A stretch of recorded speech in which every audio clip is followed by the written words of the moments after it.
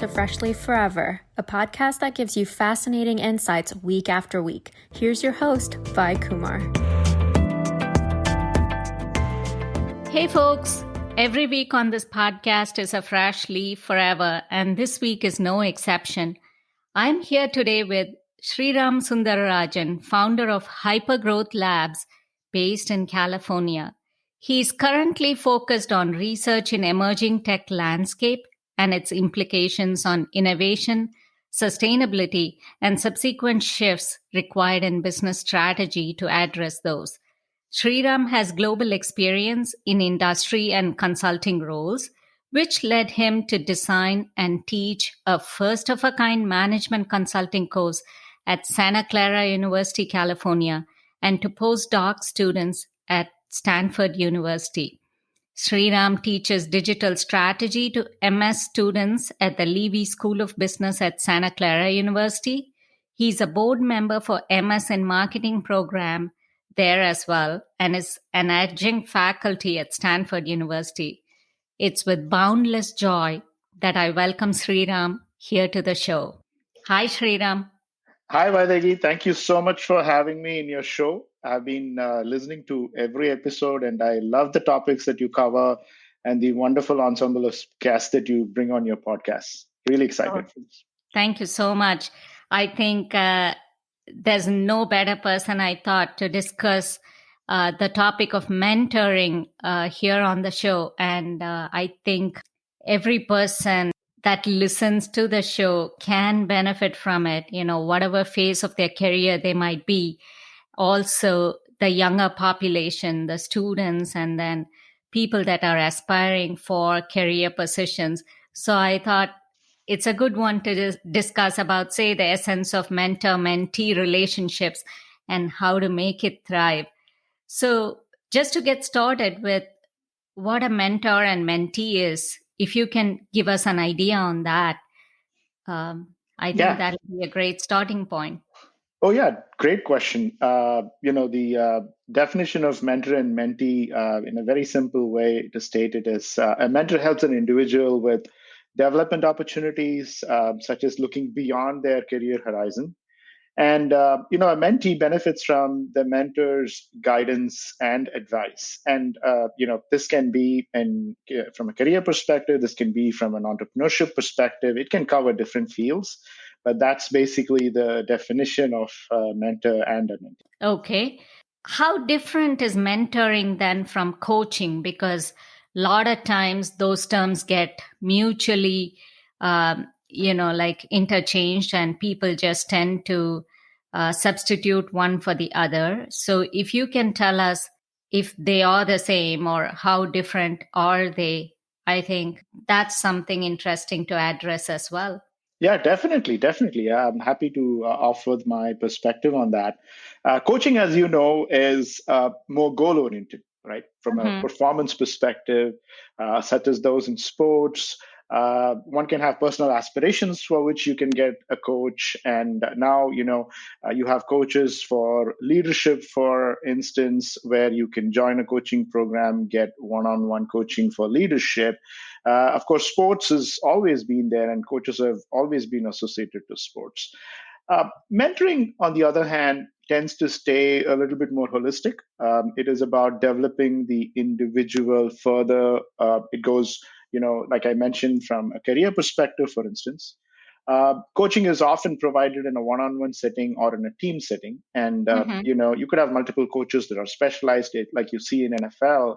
But mentorship, involves, going a little bit deeper from a one-on-one perspective. There is a very deeper relationship that needs to exist from a mentor-mentee, standpoint. And it also involves the mentor to open doors and open new vistas for the mentee into the mentor's network. So there tends to stay that difference as well. Okay. So it's almost like an extension, if you will, and more of a prolonged phase than what coaching typically is, which is or could perhaps be something short term, right? Yes, that's right. Yeah. Okay. How then is mentor-mentee relationship? Is it always mutual or could it be mutual? What is your take on that? It's a great point to discuss. Oftentimes, as you probably know, mentor-mentee relationships are a two-way street. It's a mentor. I've always believed in mentoring as a learning opportunity for myself. Every and I've done scores of mentoring sessions where I'm mentoring mentees, and it's in different contexts. But oftentimes there is a very mutual relationship that you can establish, wherein the mentor also gets an opportunity to probe a little bit further and do some introspection sometimes.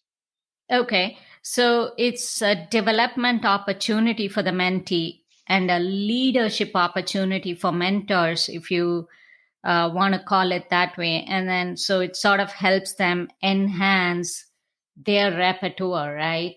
Yeah, definitely. Mentoring allows you to build more of your empathetic leadership skills. There are other things like listening that you would develop, and over a period of time, you start identifying some nuances and identifying emotions, and it helps build your EQ. Okay, Sriram, in your experience, do you think every person needs a mentor or are they fine by themselves? Mentorship is a development opportunity for mentees. There are instances where mentors can serve as a guide to accelerate development opportunities.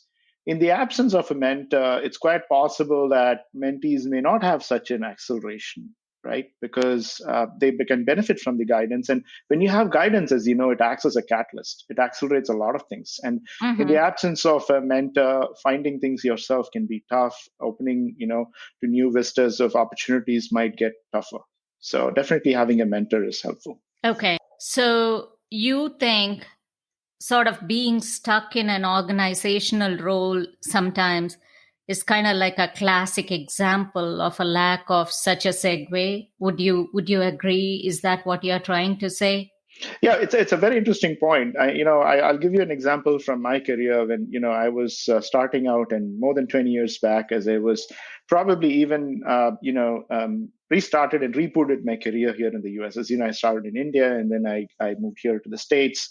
In Mm-hmm. hindsight, if I had a mentor, maybe my career could have benefited from that guidance, because there were a lot of things that I learned by trial and error. Mm-hmm. Things, like for instance, I started to embrace product and program management early on in my career. It was an area that I wanted to focus on. But it Mm-hmm. really was my MBA that got me my first break.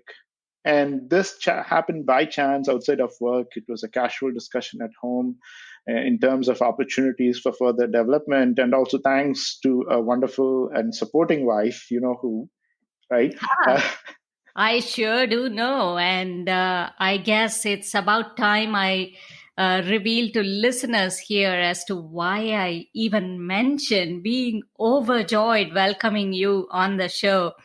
I just have to say here, Sri Ram is my paternal cousin, and we grew up together in sort of like an extended family setup in India, where that's so common, and say a joint family setup. And then of course, we had our days getting together when moves happened and when we all had to resort to nuclear family.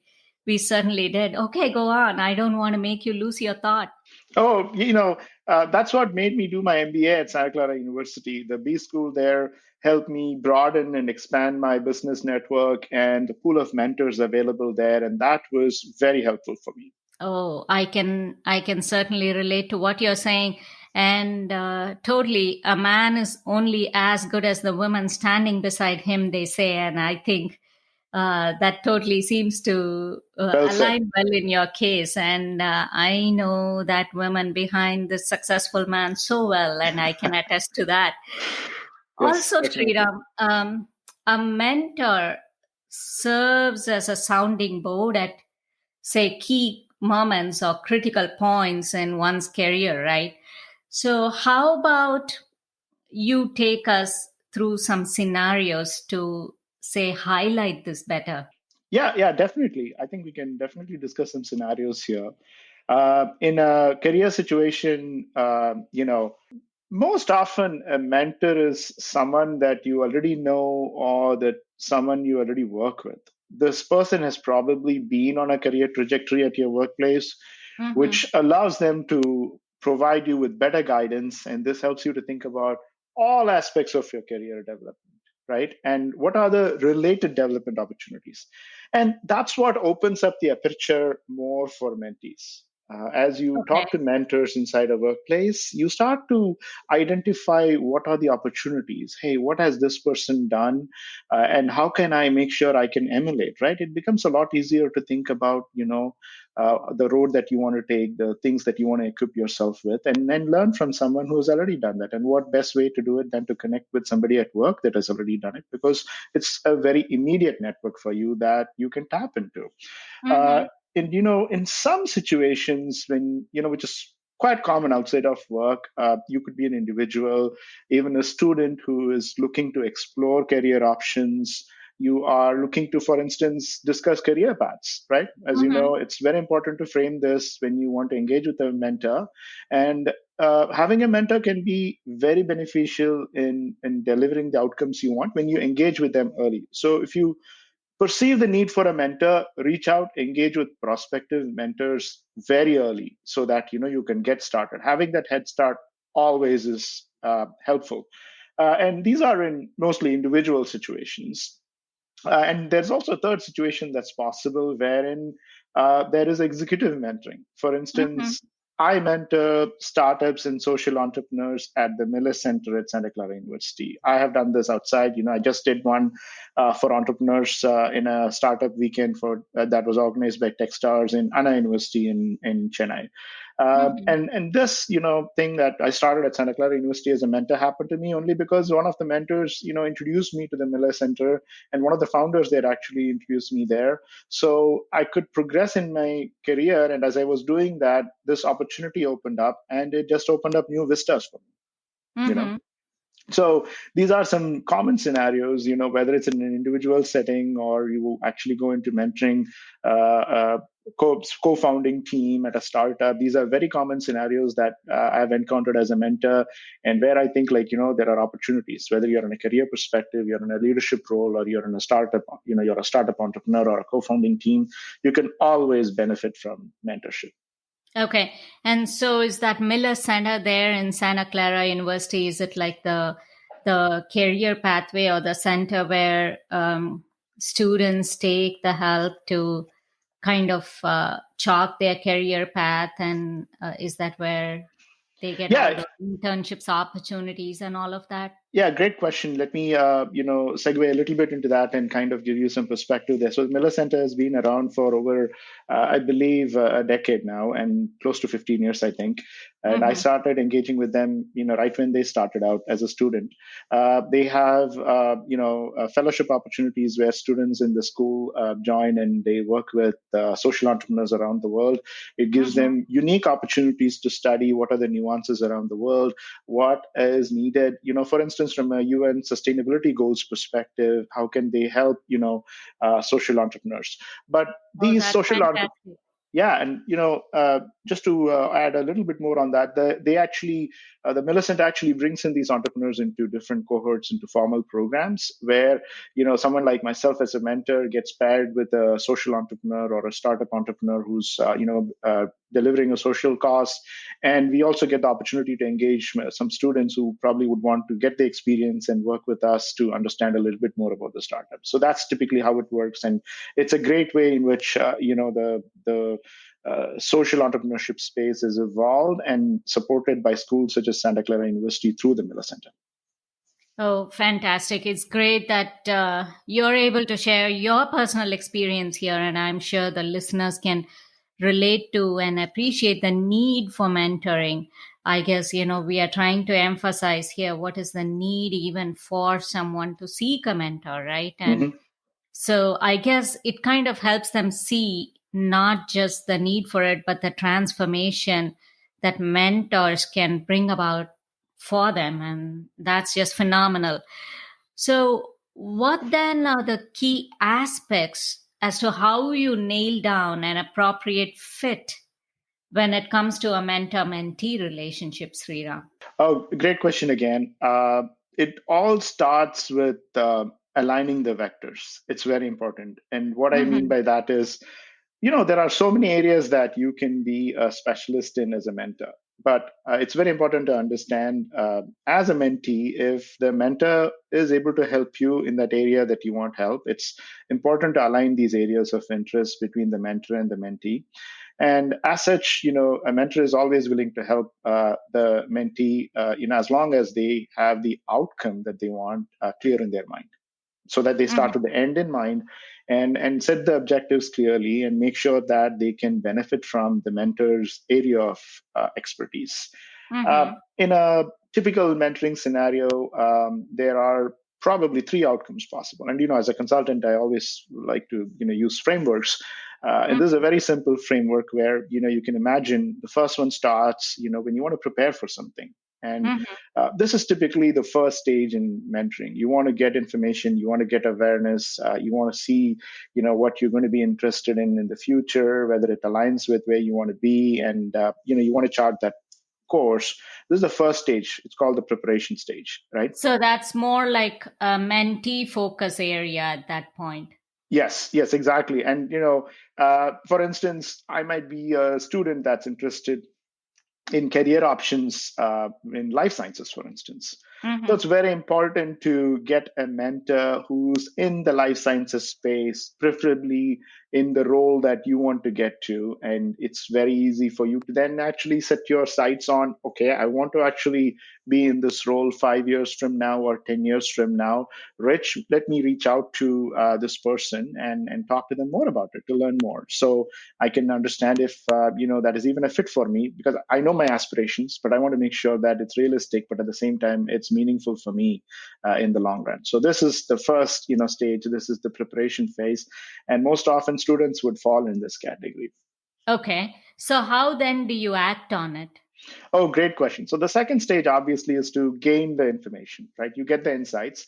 It's very important to develop a plan of action. And the plan of action is to make sure that you are making the right moves in your career and you are kind of adding the medals, the badges of honor that you want, right? Mm-hmm. And students can then get or folks that want to actually get the benefit of mentorship can then, using this plan of action, get to where they want.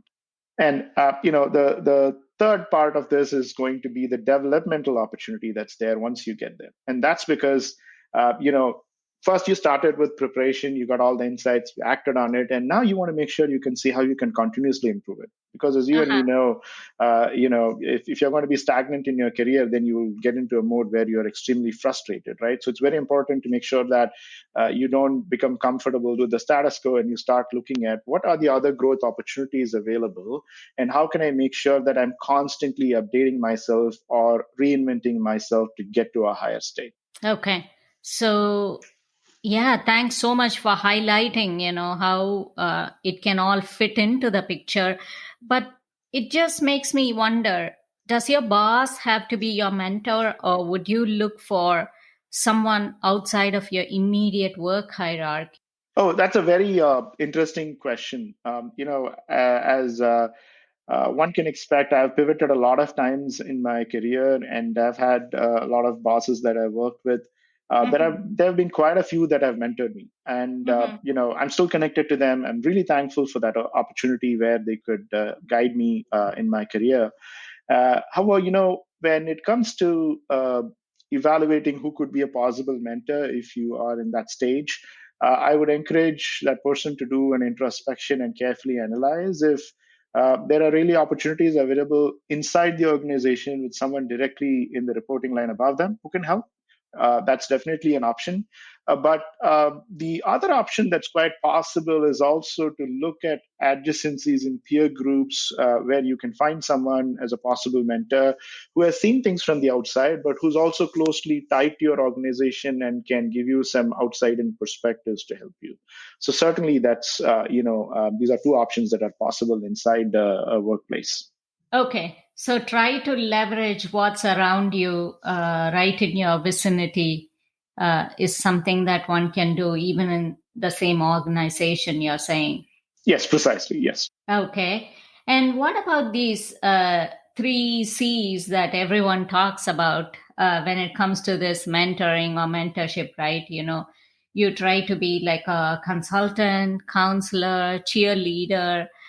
What exactly is your thought on those different facets that make up this mentorship?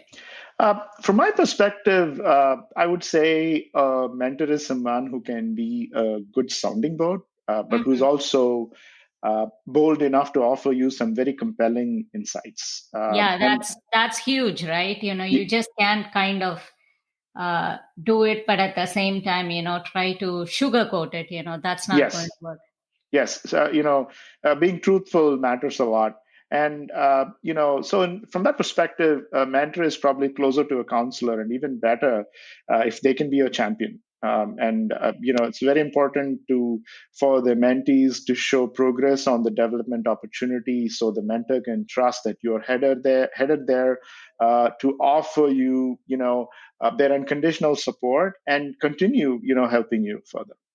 Okay. So it's kind of like that's where the mutual aspect comes in, sort of like a reward for what the mentor offers, right?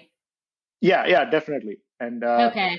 So, what then, Sriram, are the possibilities in how you go about finding your mentor? I mean, we talked about whether the boss can be your mentor and whether, resorting to the organization, whatever. But in general, how is it that one even goes about finding their mentor? Great question. First, it's very important to uh, understand you need the right mentor. And for Hmm. that, you would obviously define some criteria. You would start to look into your immediate network, either at work or through a social network. And I don't mean LinkedIn exactly, but I'm saying social network as in people around you, to talk to them and figure out if you can find someone in your immediate friends network, for instance. Hmm. And then you could look at LinkedIn for peers at a different company or influencers in LinkedIn. In recent times, we also have had platforms for mentorships that are coming up. I want to give a shout out to Opal, which is a one of a kind platform started by a fellow Bronco at Santa Clara University, which helps you find mentors and help students. Oh, that's cool stuff right there.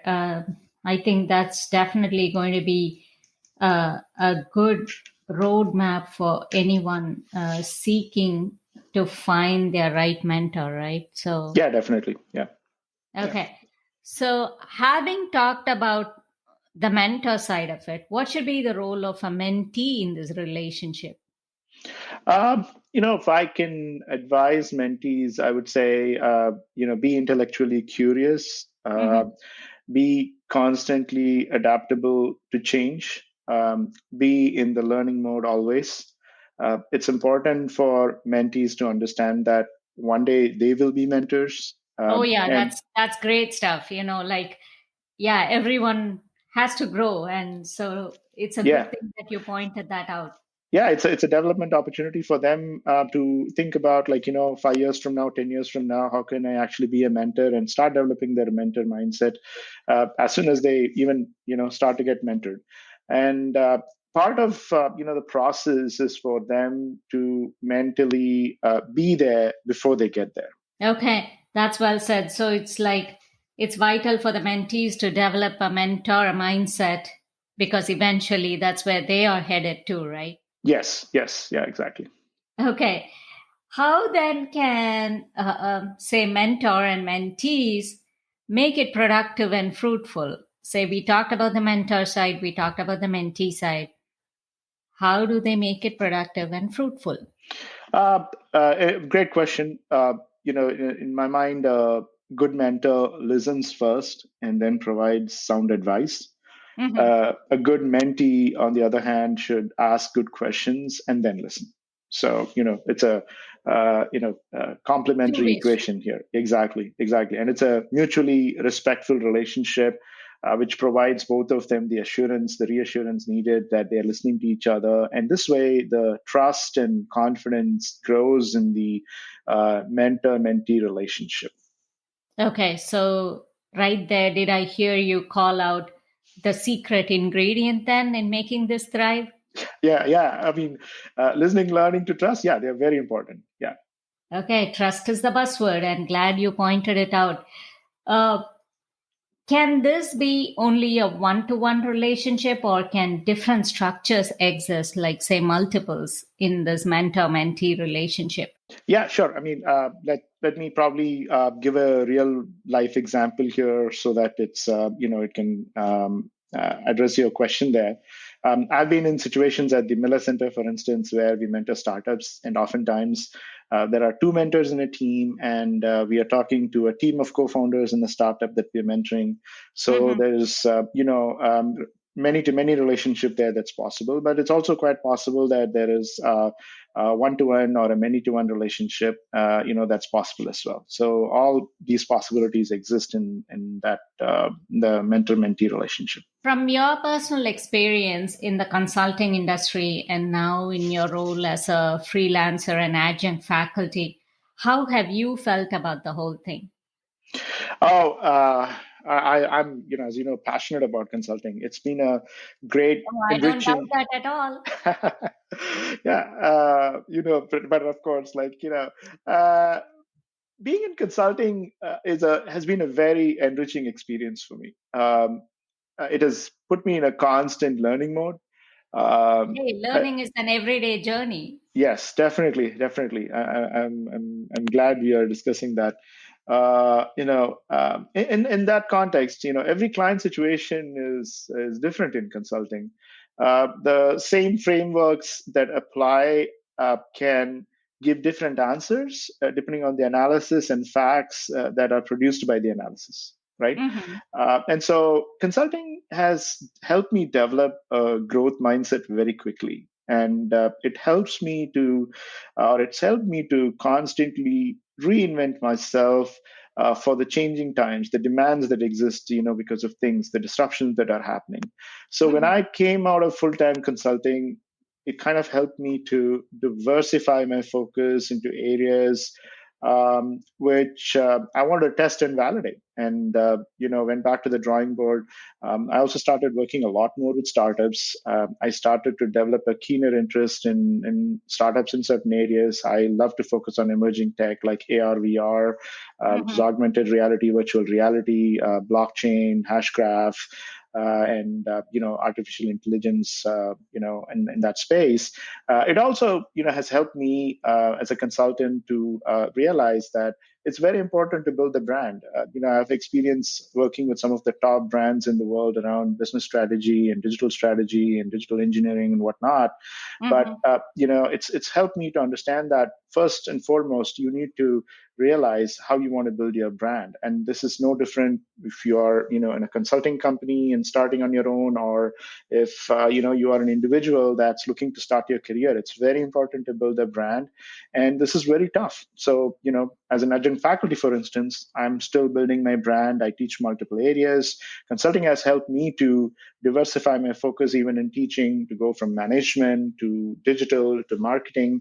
And all of this flexibility is only possible because of my consulting roots. Oh, I'm sure.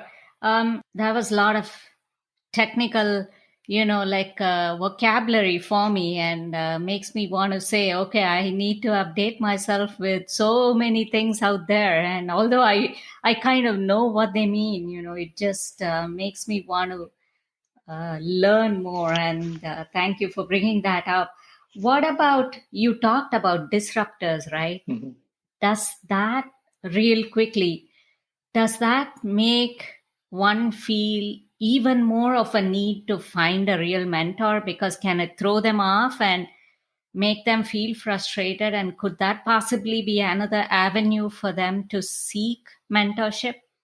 You know, this is a very very interesting topic because no matter where you are in your career, whether you are a student or you are an experienced professional, you're someone Hmm. that is taking a break and coming back into the workforce, it's very important for everyone to realize that the future of work has shifted. And it's Hmm. shifted because of the pandemic. There's a lot of remote work options that's happening, collaboration that's happening.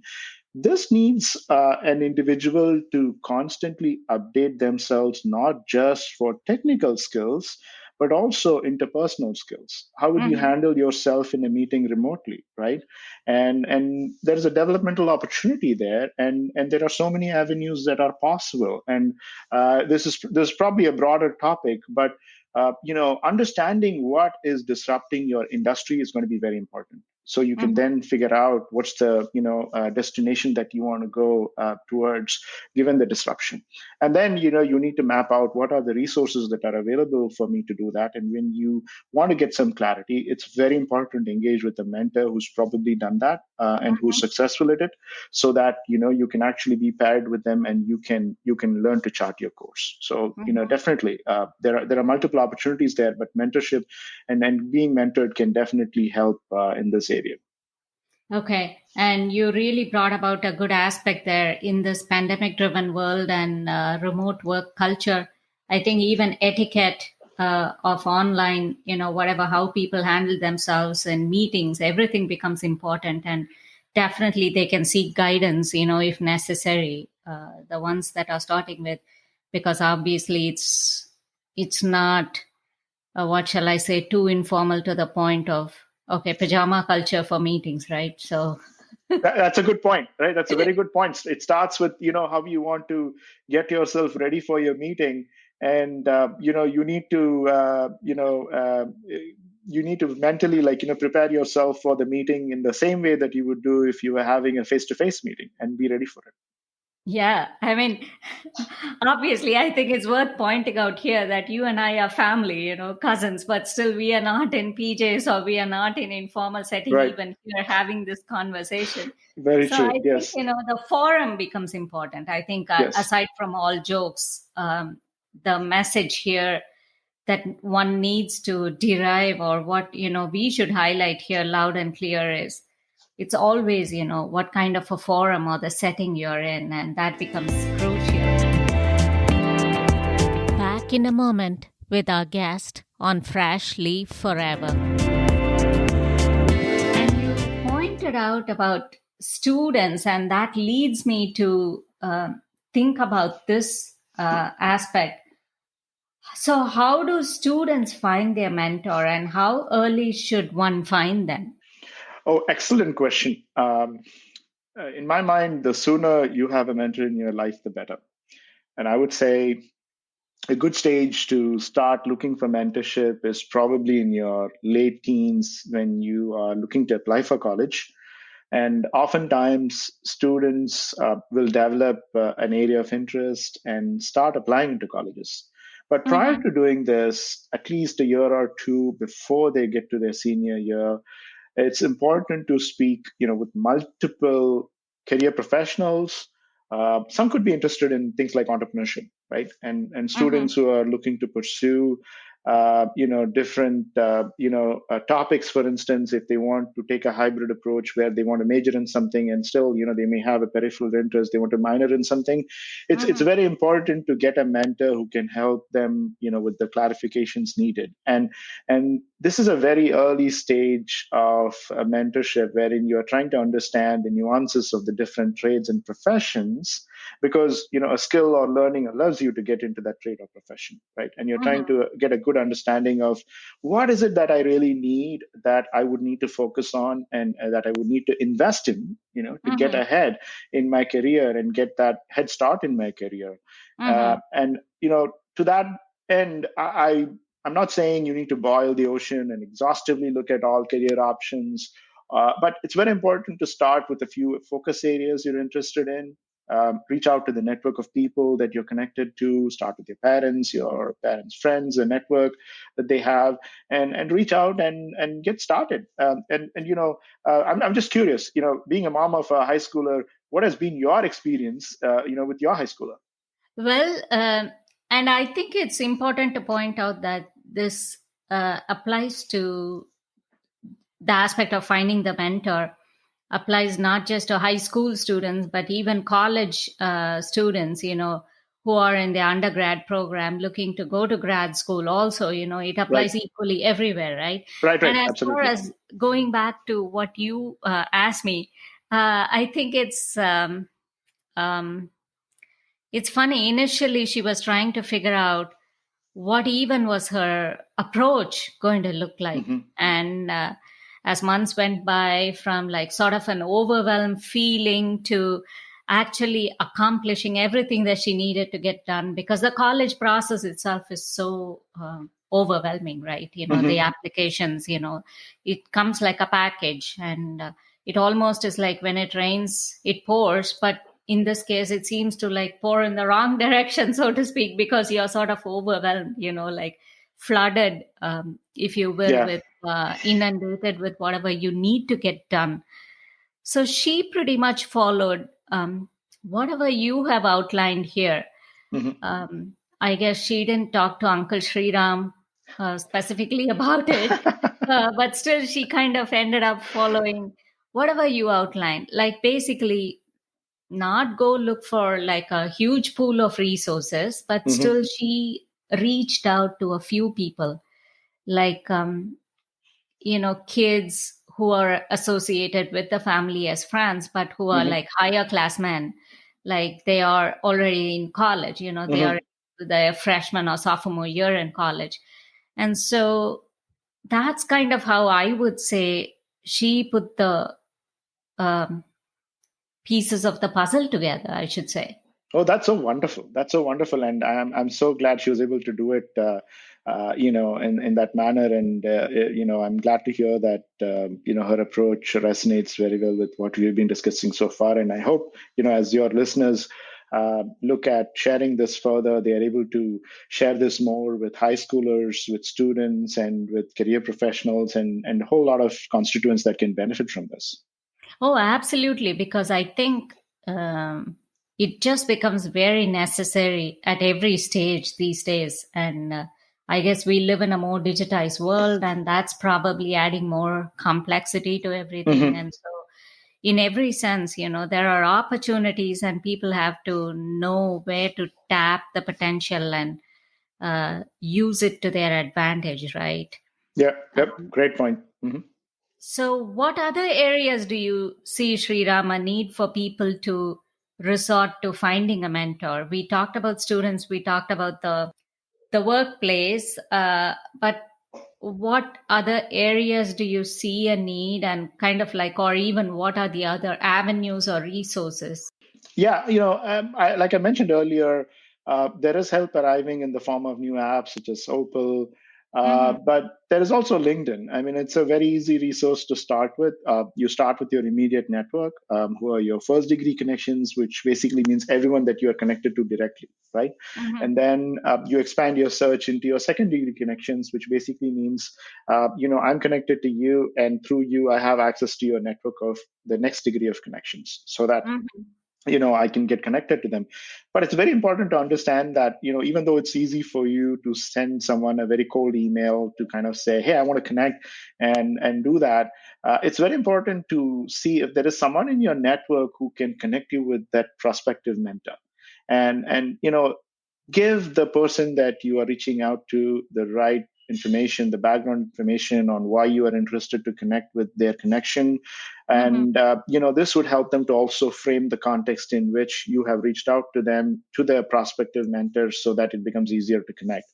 And if that does not work, make a very genuine attempt to reach out to the prospective mentor. Be authentic in expressing your interest, and patiently wait for a response. Do mm-hmm, follow up, within a reasonable time, to the point of, we were discussing about etiquettes in meetings. There's an etiquette in LinkedIn as well. You would need to, mentally prepare yourself to accept non-response or a gentle or courteous no, because mm-hmm. sometimes people can get busy, right? So this happens sometimes where you actually can get no for an answer, and it's a life skill that you develop on how to network with people, how to even reach out to network to people. Yeah, I think you brought up a good point there about people reaching out and building their LinkedIn. I see so many high schoolers even do it these days. But on the same token, there are some young entrepreneurs who even I have interviewed on the show that do not realize, hey, okay, I'm doing so much, but at the same time, the value of what, networking via a platform like LinkedIn can bring. to bring more Yeah. visibility to whatever they are doing. So in fact, I suggested to a few like that. And so it's a great point that you bring up. And what about some of the areas where career folks need help? So if we were to kind of just go deeper into areas to pinpoint and things like that. Yeah. So what would you say? Yeah, career advancement inside an organization is always of interest to a lot of folks because, working professionals, obviously have a job and they want to look at what else can I do and where else can I take my career. Mm-hmm. And specifically, the most common areas of career development happen to be around leadership roles and areas, that you can pivot your career into. Mm-hmm. And so from that perspective, career professionals, when they want to look at advancement opportunities, it's very important to identify, roles that you are interested in, things that you might be interested to do. It could even be in an adjacent, group. Identify the possibilities and then chart out your course and then reach out to the right mentor. Okay, makes sense. What about students? Where do you think they need help? And we already talked about, okay, they need to bring or make their LinkedIn profile and network that way and things like that. And you brought about Opal, the platform that they Mm-hmm. can use and things like that. Yeah. Where do you think they need help? And what about, say, in general, how is the student perspective and scenario globally? Yeah, like we discussed earlier, the sooner someone gets help, the better. And students, they need to get self-awareness about career interests, and the sooner they do it, the better. And I would encourage students, particularly in colleges and universities. We are now getting closer to graduation time, and so it's very important to identify alumni, reach out to them, and start broadening your network, right? Mhm. Increase the aperture, and it's important to discuss the challenges that you have and ask for help. There is no harm in admitting that you are facing a challenge, and when Mhm. you show that vulnerability and you're discussing that openly with a person who you really want them, if you want them to help you, it gives them the sense of urgency and the importance that is applicable to you, and they would be more than open to help you build that strong network of peers through them.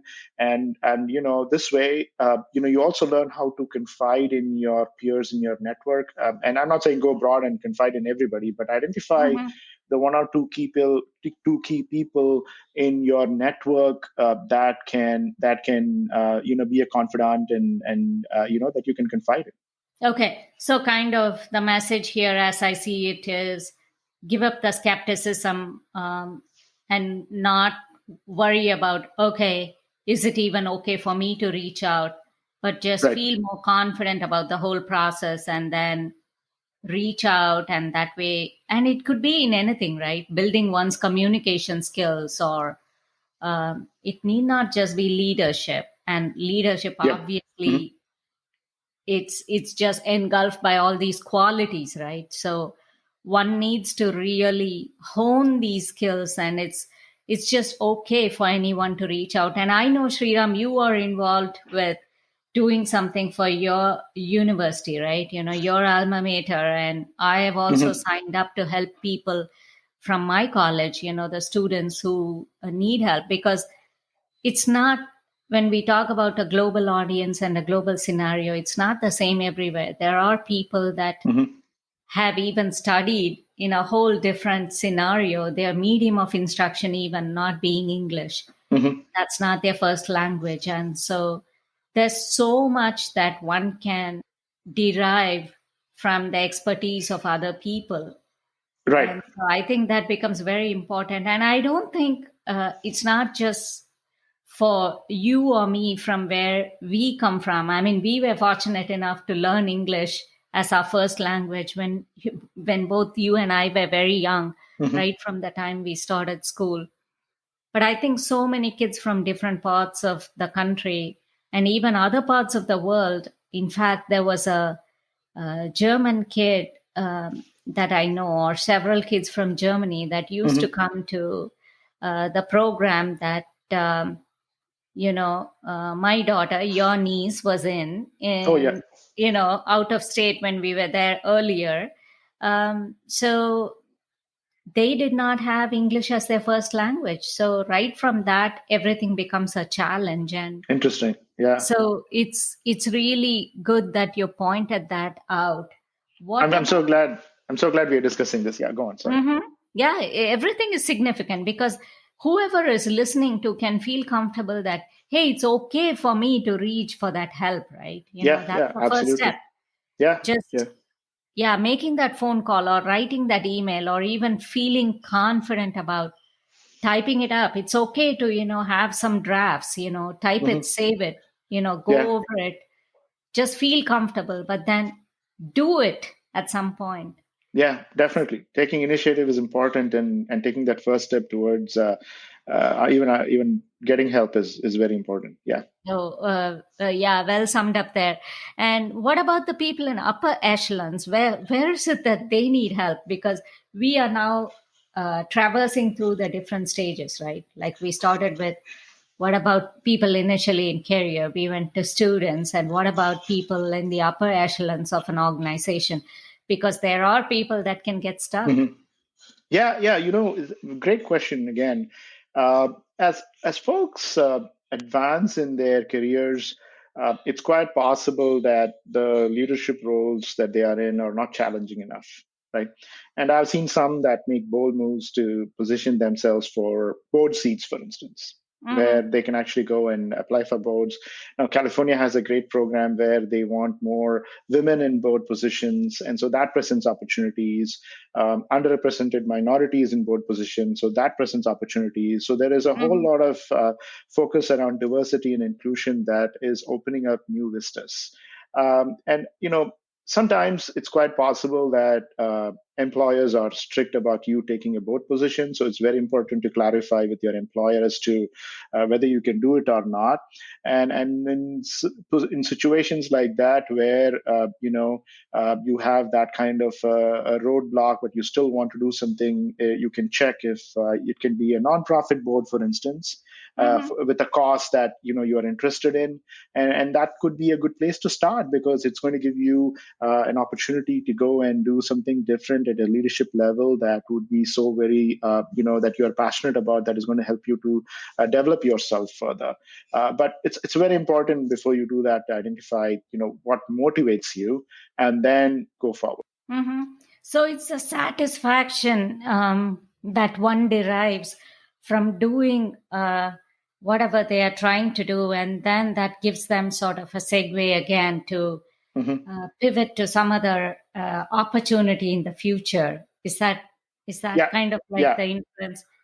Yeah, I think you said it well. Yeah. So again, doing something even with a nonprofit helps you develop the skills, and that's how kind of it prepares you, if you will, for whatever else you might take up in the future, right?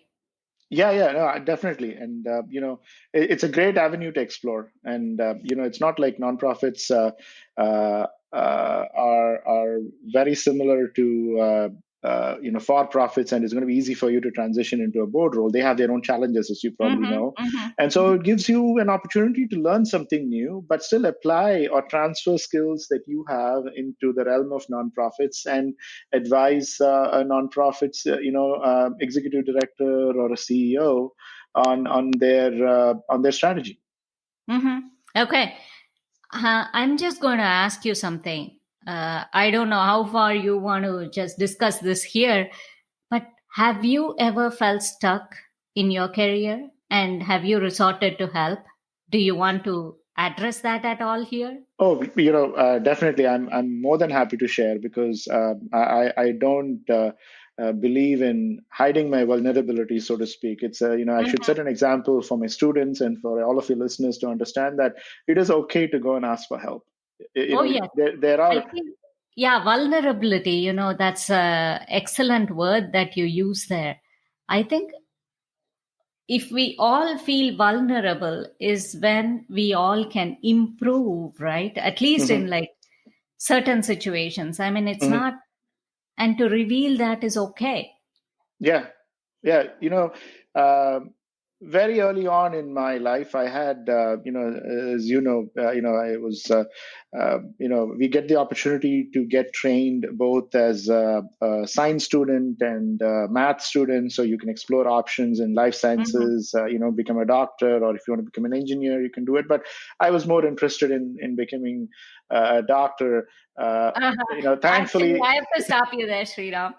I yeah, yeah. thought it was just us feeling that, okay, there were possibly three pathways: become an engineer, become a doctor, or become go into the law profession, right? Yes. But it's not like it was totally forced on us by parents or anything, but it was just that those were the avenues that society felt quite comfortable Yes. exploring at that point. Whereas now things, and we have to definitely say this, it is Yeah. not, I don't want listeners to have the misconception that that's what people in India do. No, not at all. There are artists, there are people in, visual media. There's so many more areas. Definitely. There's musicians. There's a whole lot going on.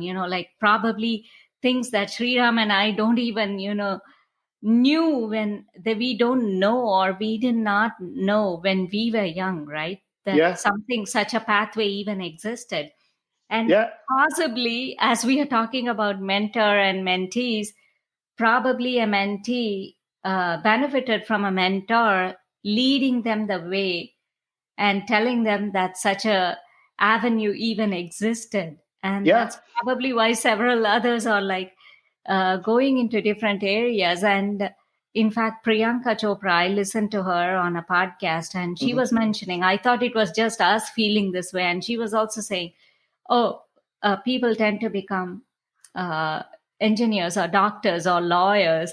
And so it's interesting we are talking about that. So Yeah. just tell us more. Yeah. Yeah. Sure. Thankfully, I didn't become a doctor. A lot of patients were saved that way. Oh, But I totally can sign on a sheet saying, okay, good that Sriram isn't a doctor. Because it's simply because you are meant to be in a different area where yes. you're Yeah. offering more help. There's always something bigger in store for us. Mhm. Jokes apart, here I was, entering into my engineering program, and as you know, the second year we got to choose what we want to do. So I choose computer science, and I Mhm. go in, and you know. I was kind of like a deer before headlights because I didn't, have a background in computer skills. Mhm. Even using a keyboard was kind of alien for me, and here I was sitting with my peers, not knowing, how to even go about coding something. The Mhm. word logic sounded so alien to me. It would Mhm. have made no difference if it was Latin or Greek for me at that time. Mhm. But the key thing there was I got stuck, and I was like, doubting whether I really made a good choice. And reflecting back, it made me think that I would have probably benefited from a mentor. But it so happened that I went to my advisor and I had a very open discussion with him, and he immediately pulled in his peers, who were the lecturers and professors, and they had a discussion with me about what my challenges were, and I opened up to them about what my challenges were, and they offered me some insights. And one of them was, uh, they showed me what the end result could be in terms Mhm. of what career vistas would open up for me. And at that time, this was when India was opening up the economy, and a lot of things were happening around technology. Mhm. So it kind of made me think about the art of possible. And once I realized that, my determination level went up, and I started looking at what do I need to equip myself for this, right? I know I'm not prepared. So what do I need to equip myself for that? And, Mhm. I made every effort to go from there, because when you reach rock bottom, what's the thing that can happen? You can only go up. right? If you make every attempt at it. So that's what I did. And I'm so thankful for the network of advisors that, were there, and they were like mentors to me to actually like push me forward and kind of like guide me in that. There was no formal mentor-mentee structure there, because in a college, you have your advisors and they kind of, advise you on that. But they went one step beyond to kind of like, make sure they guide me through this process as a network. So I'm really thankful for that. And that's one thing I realized, that when you hear people talk about their challenges, listen more and try to understand how you want to help them. And that's what I advise my students. Even yesterday I was concluding one of my classes at the school, and one thing I mentioned was, help is just a click away, help is just a call away, help is just a text away. Reach out to your network, leverage your network, and make the best use of it. Okay. And same thing applies in career also, right? Like you probably have felt stuck and you resorted Oh, yes. to some avenues and got out of it to, what shall I say, to better advantage or an advantageous situation or position for you. So no regrets. But the message again is reach out, right? So Yes, definitely. That's critical. Okay. Yes. How in each of these scenarios do mentees help mentors sort of become better? Interesting topic, because mentoring is a two-way street. One area that I have personally been able to focus on is building empathetic leadership skills. Building that EQ quotient, or that emotional quotient, has always been a work in progress for me, right from when I started my career. Every year, or every moment gives me an opportunity to learn something new, and the more I get feedback on, it's helped me to develop myself as a leader, as a mentor, and so. Listening to others, and discussing their objectives from a career or a venture or a personal perspective, the associated challenges. It's been a very enlightening experience for me, and this is something that both a mentor and a mentee can benefit from, because you start to discuss, you start to build that trust and confidence, and you start to learn from each other. So even as a mentor, have open ears. So find avenues where you can improve based on whatever that two-way street brings to you. Okay, that's just fantastic.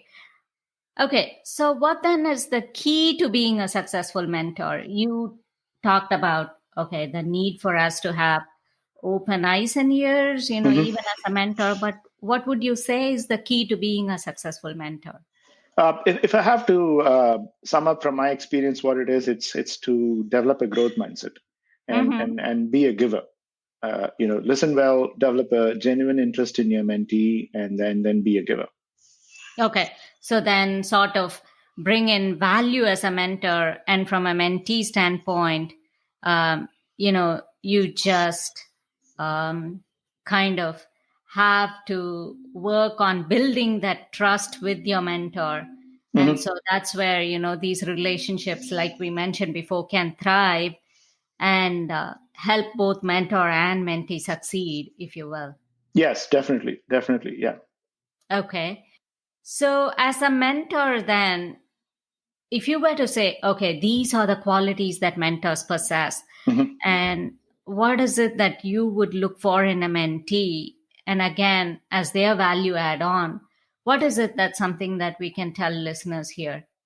Yeah, if I have to borrow a quote from Bob Proctor, right? I think it goes something like, a mentor is someone who sees more talent and the ability within you than you probably see in yourself, and then helps to bring it out of you. And as a mentor, I look for a genuine curiosity and eagerness to focus on a developmental area where I can make a difference, because I need to make sure that I can appreciate that you have a talent and you have the ability within you, and my goal would be to actually bring it out. Okay, that's great. And so mentoring is a brain to pick, an ear to listen, and a push in the right direction, said John Crosby. And I guess Well said. that's just what is all that we have said here in this forum. So just go reach out to someone, and as a mentor, lend a patient lending ear, and as a mentee, take advantage of that and make the push in the right direction. Absolutely. So, Yeah.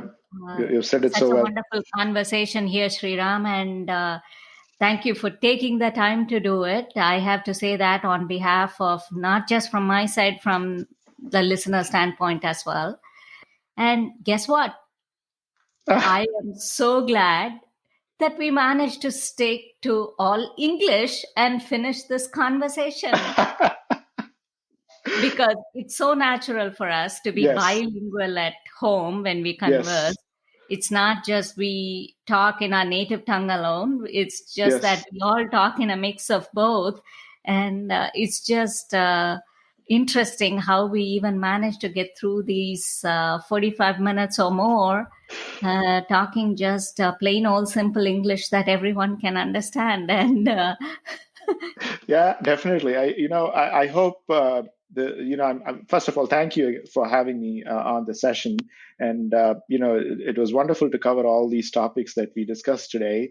But I do hope that, going back to your point about language that's easy for everyone to understand and level that's easy for everyone to understand, I hope this, podcast, given the reach of your audience, goes to everyone that's probably a teenager looking to do something in their life, once they get into a college. It gives them some ideas about what are the opportunities that they can go after, and what are things. I look at this podcast more as a resource for everyone starting as a teen, to going all the way to career professionals and leaders, so that everyone can get something out of it. And I hope I was able to contribute in some way to that. oh, totally. Thank you. And thanks for the kind words about what I am trying to accomplish here in terms of putting the very best messaging out possible. And how can people get in touch with you, Sriram, and about Hypergrowth Labs and whatever you do and your contact info? I think if you can share that here for the benefit of listeners, please. Oh, definitely. The easiest way to reach me is probably over my email, sriram@hypergrowthlabs.com. They can also reach out to me on LinkedIn, and I'm more than happy to share the details, so you can put it in the notes for this podcast so folks can reach out to me. Okay, fantastic. And as always, I would urge listeners to send me feedback regarding what they thought about the episode. And the Instagram follow is at Freshleaf Forever. That's one word. And the Twitter follow is at Freshleaf Forev1. It just brings me so much joy reading your feedback. And thanks for all the follow and the great response to the podcast. See you back again next week, and with another interesting guest, another interesting topic on Fresh Leaf Forever. It's Vi signing off and saying bye-bye for now.